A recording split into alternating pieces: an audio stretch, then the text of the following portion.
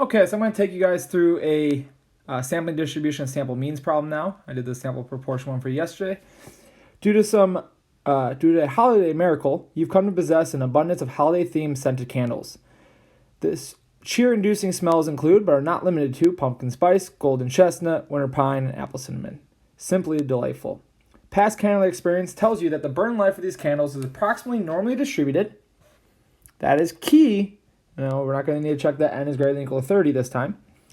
With a mean of 6.3 hours and a standard deviation of 1.2. You plan to bring a random selection of 4 candles to the holiday jubilee at your grandma's cottage. What is the probability that the total burn life of the 4 candles is less than 24 hours? So again, let's start by defining our variable. That would be x, which is the burn life of the candles.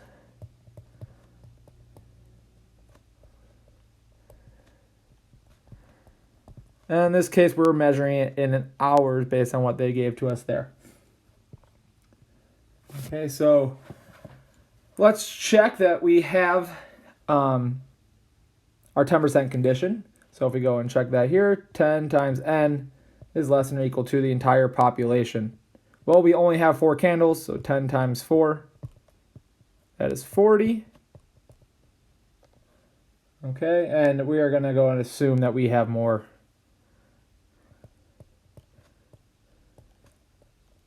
than 40.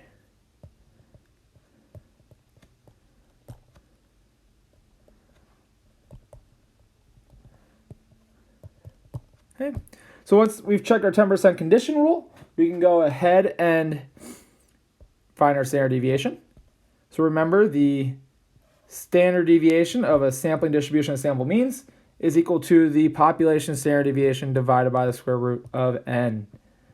So that was 1.2 hours divided by the square root of 4. Okay, so 1.2 divided by 2, we get a standard deviation of 0.6. Next, we need to know that we have a normal distribution. Well, since x, the burn life of candles, is already normally distributed, okay, we can go and say that our sampling distribution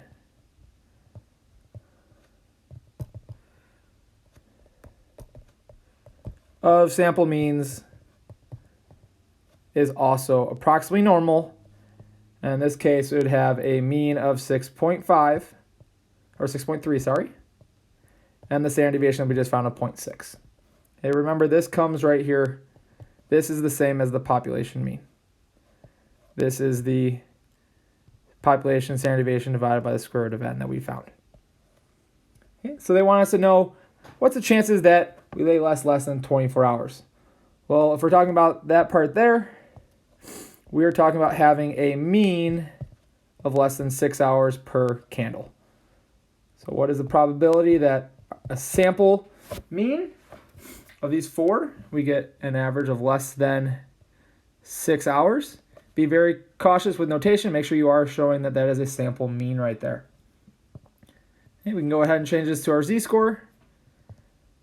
The probability that z is less than 6, the value we're looking at, minus the mean over the standard deviation that we found.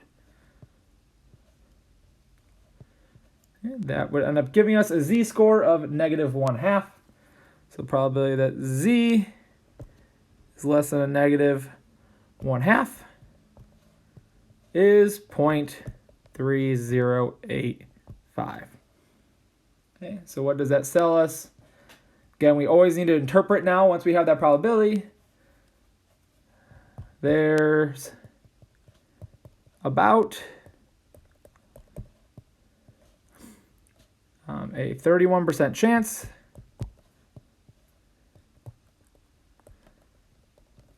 the 4 candles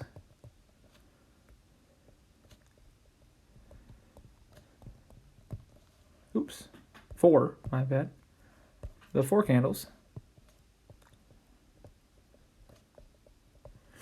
burn for less than a total of 24 hours.